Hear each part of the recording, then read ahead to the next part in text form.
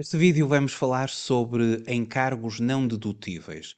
Os encargos não dedutíveis é uma matéria que consta do artigo 23A do Código do IRC. Encargos não dedutíveis para efeitos de IRC, matéria do artigo 23A do Código. Ao longo do ano, uma empresa vai contabilizando os seus rendimentos e os seus gastos. E dessa forma constitui o chamado resultado contabilístico da empresa. Sabemos que o resultado da contabilidade, ou resultado contabilístico, ele resulta da diferença entre os rendimentos, que no Código de Contas os rendimentos são os que figuram na chamada classe 7, a classe dos rendimentos, onde temos, por exemplo, as vendas, as prestações de serviços, entre outros, e os gastos que a empresa incorre, nomeadamente, a partir da classe 6. Estão aqui identificados os gastos. Os gastos e os rendimentos, os gastos são, digamos que, a componente positiva, os rendimentos são a componente positiva, os gastos são a componente negativa. Porque quando se elabora a demonstração dos resultados da empresa, os rendimentos virão como componente positiva do resultado, nomeadamente temos aqui as vendas e serviços prestados, os subsídios à exploração, tudo vem como valor positivo, os gastos virão como componente negativa, vão subtrair. E a diferença entre os rendimentos, componente positiva, e os gastos, componente negativa, nós vamos ter o chamado resultado antes de impostos. O resultado antes de impostos de uma empresa é a diferença entre os seus rendimentos e os gastos que foram reconhecidos contabilisticamente ao longo daquele período, e vamos considerar aqui o período de um ano. À data de relato, ao dia 31 de dezembro de um determinado ano, a demonstração dos resultados, onde se apresenta o elenco dos rendimentos e gastos daquele período, formam-se vários resultados, um dos quais é o resultado antes de impostos, a diferença entre os rendimentos e os gastos. A questão é que, sendo os gastos uma componente negativa do resultado, porque tudo o que tem a ver com gastos vai subtrair e, no fundo, vai levar a que a empresa apresente um resultado mais pequeno, se mantivermos constantes aqui os rendimentos. A problemática é que vai haver ou haverá um conjunto de gastos que o código do IRC simplesmente não aceita. E isto baseia-se muito no artigo 23A do Código do IRC, onde estão elencados os tais encargos não dedutíveis. Haverá gastos que não são aceitos na sua totalidade, haverá outros onde é aplicado um limite fiscal. Ou seja, até esse limite é aceito, mas se a empresa ultrapassar o limite fiscal, a diferença não é fiscalmente aceita.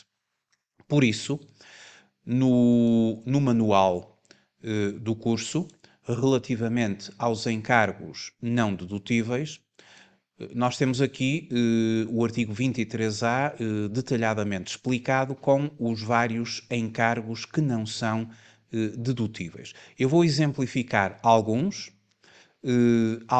que não são aceites na sua totalidade, outros que têm um limite de aceitação.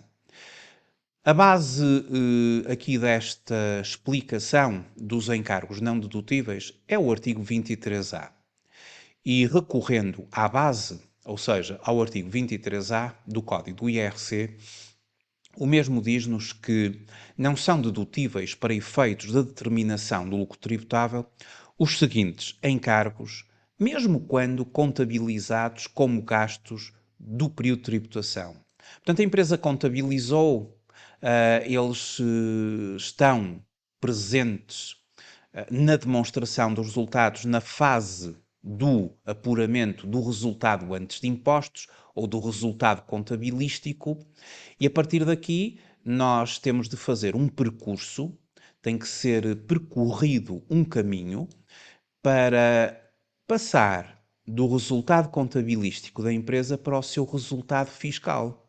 Ou seja, aquele resultado fiscal que é o resultado que vai ter relevância para efeitos de aplicação da taxa de IRC. E neste caminho, em que nós temos como ponto de partida o resultado antes de impostos, os rendimentos menos os gastos, haverá uma série de correções fiscais, umas a crescer, outras a deduzir, mas no caso dos encargos não dedutíveis, são correções a crescer ao resultado antes de impostos, porque vão penalizá-los, são gastos que foram contabilizados, mas que agora não serão fiscalmente aceitos, e neste caminho em que nós vamos corrigir o resultado antes de impostos, nós vamos ter o chamado lucro tributável após este conjunto de correções. Lucro tributável se obtivermos um valor positivo ou eventualmente prejuízo fiscal se obtivermos um valor negativo. No fundo, vamos obter um resultado fiscal neste caminho de ter como ponto de partida o resultado contabilístico e ter como ponto de chegada um resultado fiscal que, caso seja positivo, será um lucro tributável. Então, este artigo 23A, ele tem aqui o elenco de uma série de gastos, de encargos que não são fiscalmente dedutíveis. Logo à partida temos o próprio imposto, que será determinado e que constitui não só o imposto liquidado, como a derrama municipal, as próprias tributações autónomas. Temos, por exemplo, as despesas não documentadas. As despesas não documentadas são, efetivamente, encargos não dedutíveis e na sua totalidade. Se uma empresa incorrer em despesas não documentadas, ou seja, verificaram-se pagamentos, mas não há qualquer suporte documental que justifique esses mesmos pagamentos, nem se consegue determinar quem é ou quem foi o seu destinatário, essas despesas não documentadas, elas vão ter de ser objeto de correção fiscal. Ou seja, elas vão acrescer ao resultado contabilístico da empresa para depois se formar o resultado fiscal devidamente corrigido. É um exemplo de um encargo que não é aceito na sua totalidade. Também não seria aceito na sua totalidade, por exemplo, as multas, as coimas e demais encargos, incluindo os juros compensatórios e moratórios, pela prática de infrações de qualquer natureza que não tenham origem contratual, bem como por comportamentos contrários a qualquer regulamentação sobre o exercício da atividade.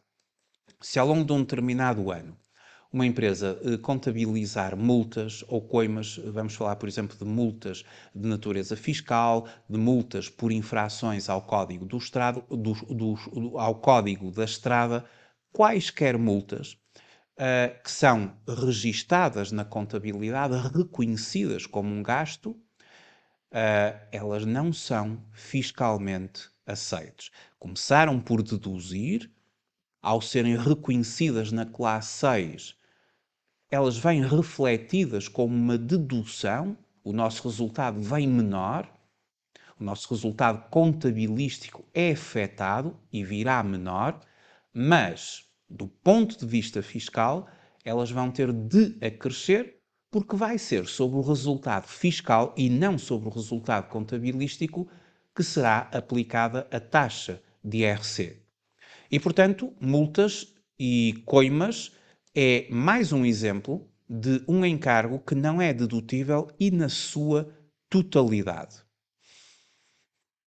Mas existem alguns encargos cuja aceitação é até um determinado valor.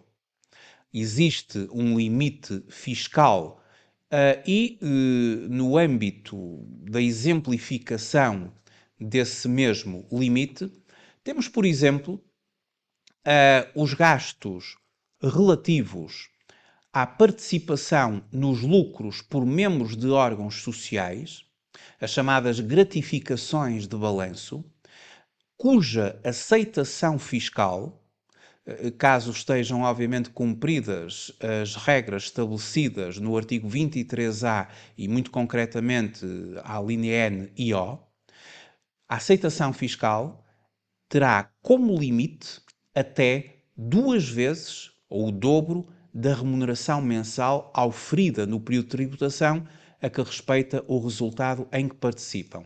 Por exemplo, se um determinado sócio-gerente tiver uma remuneração média de 2.000 euros e se a empresa distribuir lucros, por exemplo, a esse sócio de 5.000 euros, há um limite fiscal de aceitação deste gasto e que será 2 vezes a sua remuneração mensal média.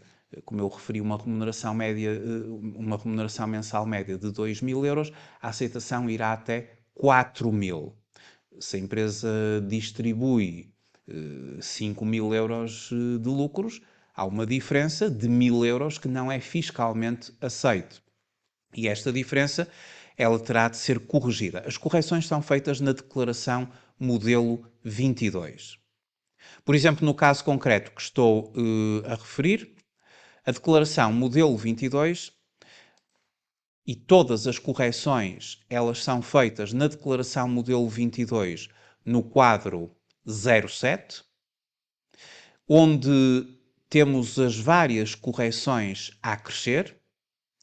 E concretamente para o exemplo que eu acabei agora de referir, existe um campo específico e que são os gastos não dedutíveis relativos à participação nos lucros por membros dos órgãos sociais. Considerando, por exemplo, que a remuneração média do sócio era de 2.000 euros, 2 vezes essa remuneração média são 4.000, limite máximo. A empresa decidiu distribuir 5.000 euros de lucros, como referi, ultrapassou 1.000 euros o limite fiscal, o valor de 1.000 euros será objeto de um ajustamento fiscal a crescer no campo 735 da Declaração Modelo 22. Estamos a falar então aqui de um conjunto de gastos que são aceites, mas até um determinado limite. Como eu referi anteriormente, as multas não são aceites na sua totalidade.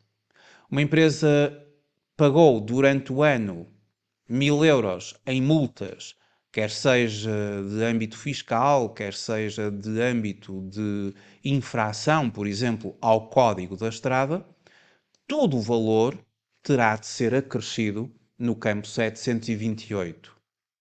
Se uma empresa reconheceu despesas não documentadas, todo o valor terá de ser acrescido, ajustamento fiscal a acrescer, no campo 716. Mas existem outros exemplos de encargos em que é aplicado um limite, até ao qual é aceito, a partir do qual não é fiscalmente aceito. É o caso, por exemplo, dos juros e de outras formas de remuneração de suprimentos. Um suprimento representa um empréstimo que o sócio faz à empresa.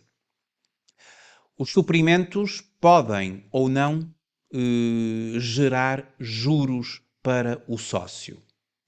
Vai depender do acordo que exista entre as partes. Caso os suprimentos venham a gerar juros ou o pagamento de juros para o O sócio realiza um empréstimo à sua sociedade, à sua empresa. Isto chama-se um suprimento e, havendo um acordo de aplicação de uma taxa de juro ao respectivo valor do capital, os juros vão ser contabilizados pela empresa como um gasto e, recorrendo ao Código de Contas, os juros dos suprimentos são considerados um gasto de natureza financeira e, muito concretamente, nós utilizaríamos uma conta 69, gastos e perdas de financiamento, e os juros dos financiamentos obtidos. E do ponto de vista da demonstração dos resultados, quando estiver a ser elaborada a demonstração dos resultados, existirá os juros e gastos similares suportados, onde virão os juros de empréstimos obtidos pela empresa, entre os quais os dos suprimentos, caso os mesmos existam no contrato de suprimento. E o valor dos juros de suprimentos poderão vir a ser aceites, mas existe um limite. Um limite. E eu vou agora referir qual é esse mesmo limite. Aqui no manual eu faço uma descrição detalhada sobre todo o enquadramento fiscal dos juros de suprimentos e do próprio contrato de suprimento, baseado no Código das Sociedades Comerciais, mas para além de todo esse enquadramento societário e fiscal dos juros de suprimentos, bem como os mesmos são reconhecidos contabilisticamente, na tal conta 6911, os juros, há um limite a aplicar. E qual será esse mesmo limite? Bom, os juros e outras formas de remuneração de suprimentos e empréstimos feitos pelos sócios à sociedade, eles terão de vir a ser acrescidos no campo 734 do quadro 7 da Declaração Modelo 22, na parte em que excedam o valor correspondente à taxa Euribor a 12 meses do dia da constituição da dívida, acrescida do spread de 2%, tratando-se de uma grande empresa, ou de 6%, tratando-se de uma pequena e média empresa, como tal qualificada nos termos previstos do Decreto-Lei 372 de 2007, relativamente aos limites de qualificação de pequena e média empresa. Ou seja, quando estivermos a calcular os juros dos suprimentos, teremos de aplicar na empresa, obviamente, uma taxa de juro.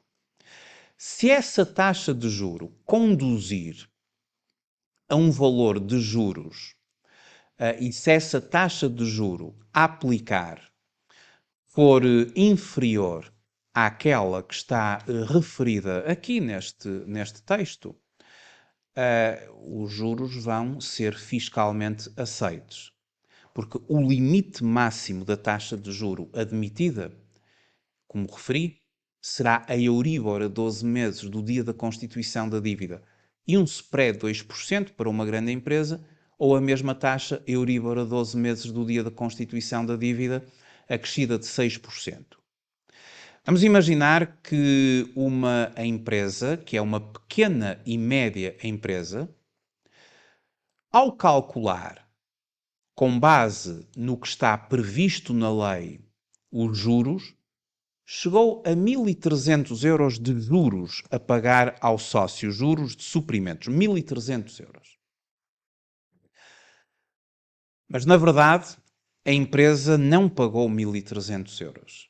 A empresa pagou 1.600 euros. A empresa pagou na base de uma taxa de juros superior à Euribor a 12 meses, mais spread de 6%, considerando uma pequena e média empresa. Portanto, calculando na base desta taxa, teríamos 1.300 euros, mas na verdade a empresa resolveu pagar 1.600. Qual é a diferença? São 300 euros. E essa diferença, que vai além daquilo que seria permitido do ponto de vista fiscal e em termos dos limites, é uma diferença que vai ter de ser corrigida na declaração modelo 22, como um ajustamento fiscal a crescer. E para tal existe o campo 734, juros e outras formas de remuneração de suprimentos e empréstimos feitos pelos sócios à sociedade. É o tal artigo 23A, número 1, a linha M. Aqui nós acrescemos a diferença entre aquilo que realmente foram os juros pagos ao sócio, ou seja, a base contabilística, aquilo que foi realmente contabilizado, e eu hipoteticamente referi 1.600 euros, e aquilo que seriam os mesmos juros na base Euribor a 12 meses, com o spread considerado na lei, que seriam os tais 1.300 euros por hipótese. Então a diferença entre esta base contabilística de 1.600 e a base fiscal, limite fiscal, de 1.300, daria 300 euros, que eu teria de corrigir na declaração modelo 22 como um ajustamento fiscal a crescer. E, portanto, vai agravar, logicamente, o resultado final da empresa, denominado por resultado fiscal, porque no final deste quadro 07, onde nós temos as várias correções fiscais a fazer, umas a crescer, outras a deduzir. Eu estou aqui neste vídeo a falar de ajustamentos fiscais a crescer.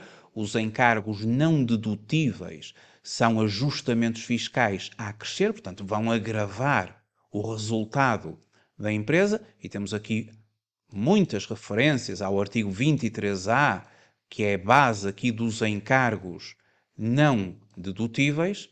Este quadro 07 está repleto das referências ao artigo 23A. Temos aqui muitas referências, obviamente, a base legal destes encargos não dedutíveis, e no final disto tudo, a soma algébrica vai resultar ou em lucro tributável, o tal lucro para efeitos fiscais, diferente do lucro contabilístico. É este o lucro sobre o qual nós vamos efetivamente aplicar a taxa de IRC.